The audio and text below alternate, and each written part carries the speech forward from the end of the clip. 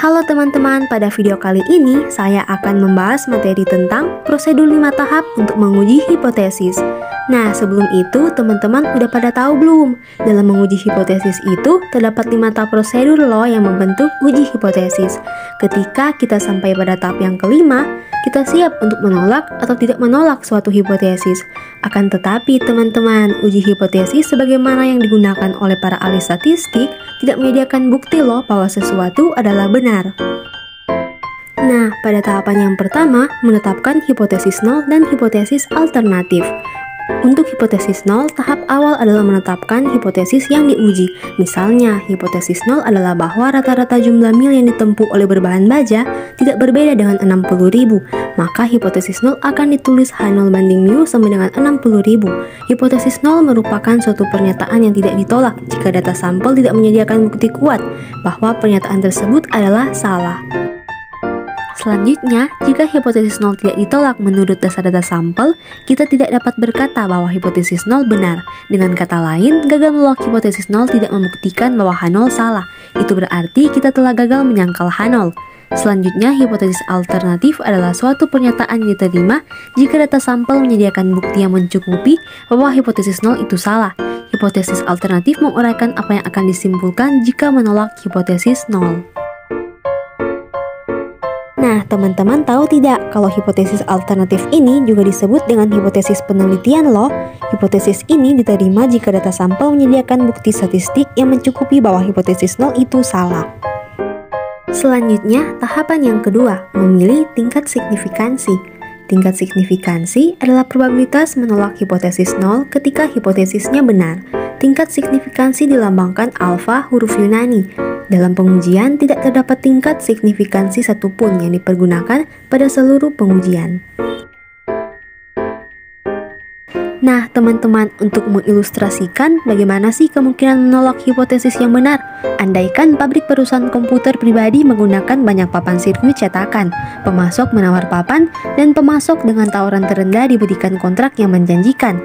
Maka hipotesis nol adalah jika kiriman papan yang baru masuk berisi 6% papan atau kurang yang tidak memenuhi syarat. Hipotesis alternatif adalah jika lebih dari 6% papan yang cacat.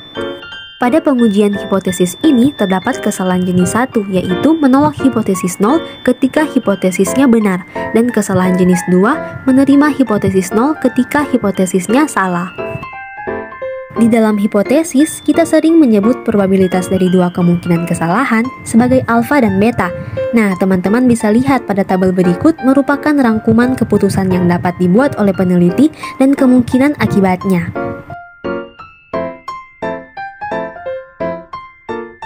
Nah, selanjutnya kita masuk pada tahapan yang ketiga, yaitu memilih statistik pengujian. Statistik pengujian adalah suatu nilai yang ditentukan dari informasi sampel yang digunakan untuk memutuskan apakah menolak hipotesis nol atau tidak. Di dalam uji hipotesis untuk rata-rata mu, ketika sigma diketahui, statistik pengujian Z dihitung melalui uji rata-rata. Sigma diketahui, Z sama dengan X bar kurang mu per sigma per akar N. Nilai Z ini didasarkan pada distribusi sampling yang mengikuti distribusi normal dengan rata-rata mu X sama dengan mu 1 dan standar deviasi sigma yang sama dengan sigma per akar N. Kemudian kita dapat menentukan apakah selisih antara X bar dan mu secara statistik signifikan atau tidak dengan mencari angka standar deviasi yang berasal dari mu.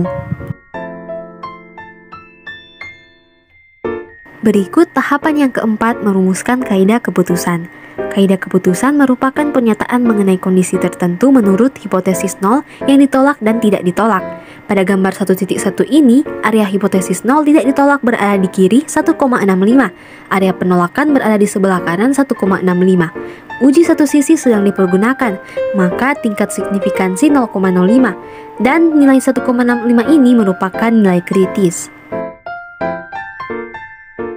Nah, kita masuk pada tahapan yang kelima, mengambil keputusan. Nah, tahapan ini merupakan tahapan yang terakhir loh teman-teman, yaitu dengan menghitung statistik pengujian, yang kedua membandingkannya dengan nilai kritis, dan yang ketiga mengambil keputusan untuk menolak atau tidak menolak hipotesis nol. Pada gambar 1.1 tadi, Z terhitung sebesar 2,34. Hipotesis 0 ditolak pada tingkat signifikansi 0,05. Keputusan menolak H0 diambil karena 2,34 ini berada pada daerah penolakan yakni lebih besar dari 1,65. Seperti yang tertera, hanya satu dari dua keputusan yang mungkin di dalam uji hipotesis, apakah itu menerima atau menolak hipotesis 0.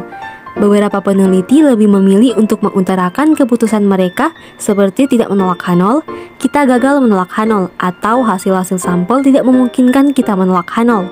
Seharusnya ditekankan kembali bahwa selalu terdapat kemungkinan bahwa hipotesis 0 ditolak ketika tidak seharusnya ditolak, atau yang disebut dengan kesalahan jenis 1.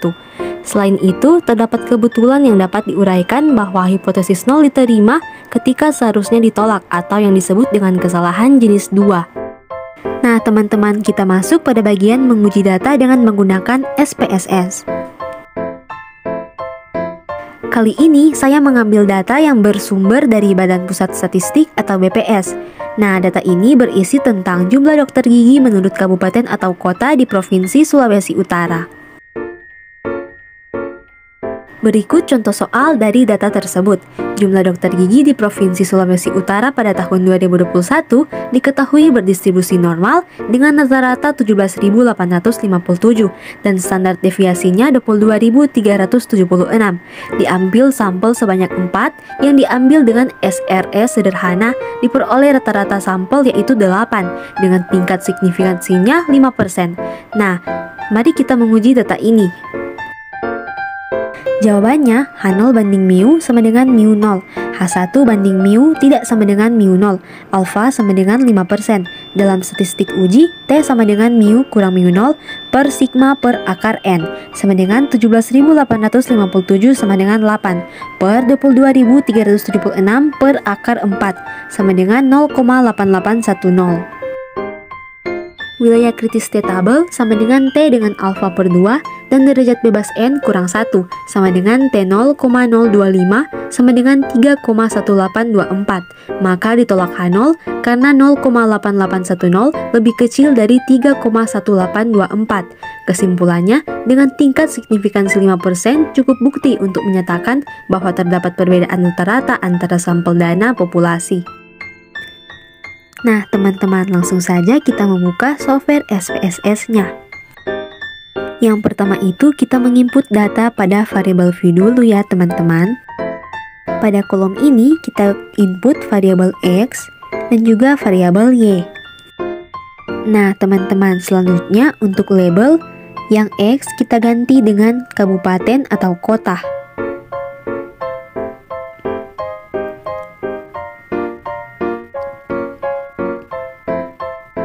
Dan untuk variabel Y-nya kita ganti dengan jumlah dokter gigi pada tahun 2021.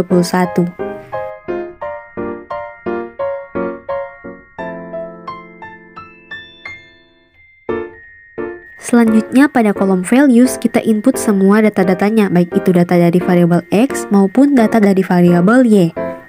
Setelah itu desimalnya kita ganti menjadi 0 saja ya teman-teman, karena dalam data ini tidak terdapat angka desimal.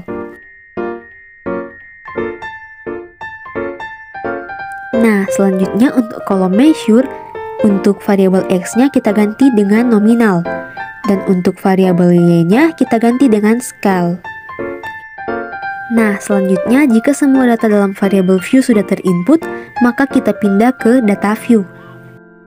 Pada data view ini, kita input satu per satu pada kolom X-nya mengenai data kabupaten atau kota.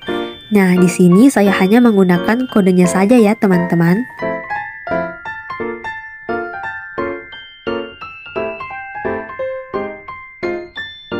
Selanjutnya pada kolom Y ini kita input satu per satu data mengenai jumlah dokter gigi pada tahun 2021.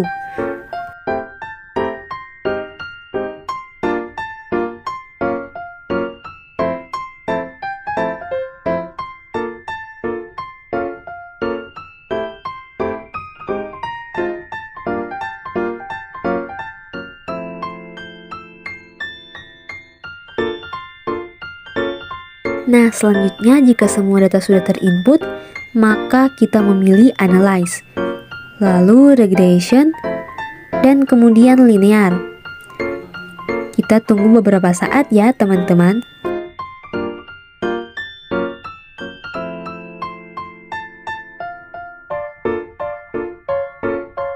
Nah, jika sudah muncul seperti ini, teman-teman bisa lihat pada tabel koefisiennya.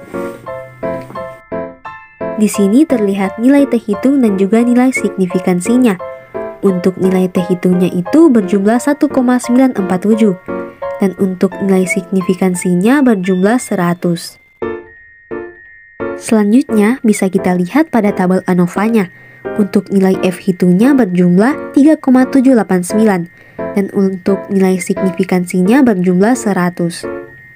Nah, dari nilai data-data ini kita akan melakukan pengujian T dan F-nya. Nah, langsung saja pada uji T-nya. Rumusnya T tabel sama dengan T. Alfa bahagi 2 banding NK kurang 1. Alfa sama dengan 5%. Sama dengan T 0,05 bahagi 2 banding 8 kurang 2 kurang 1. Nah, untuk N-nya ini adalah nilai respondennya dan untuk K-nya adalah nilai variabelnya.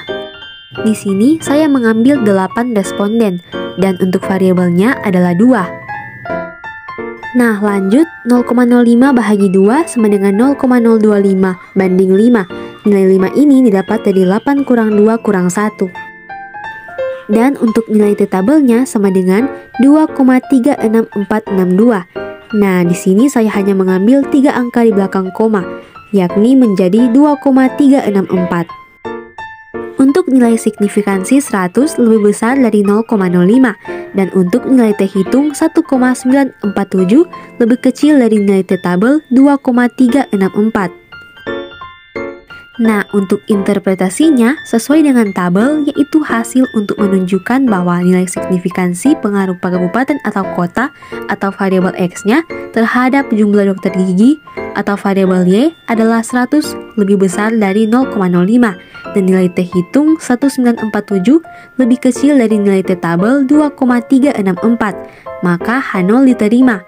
Artinya tidak terdapat pengaruh yang signifikan antar kabupaten atau kota terhadap jumlah dokter gigi, maka tidak signifikan.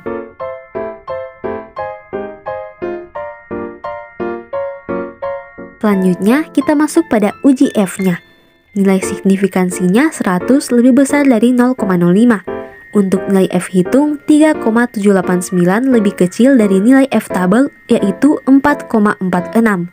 Maka interpretasinya dapat disimpulkan bahwa nilai signifikansi untuk kabupaten atau kota atau variabel X-nya terhadap jumlah dokter gigi atau variabel Y-nya adalah 100 lebih besar dari 0,05 dan F hitung 3,789 lebih kecil dari 4,46. Hal tersebut membuktikan bahwa H0 diterima, yang artinya tidak terdapat pengaruh tiap kabupaten atau kota terhadap jumlah dokter gigi.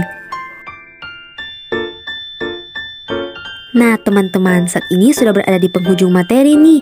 Harapan saya teman-teman bisa mengerti dan pahami mengenai prosedur 5 tahapan uji hipotesis. Sekian dan terima kasih, sampai jumpa.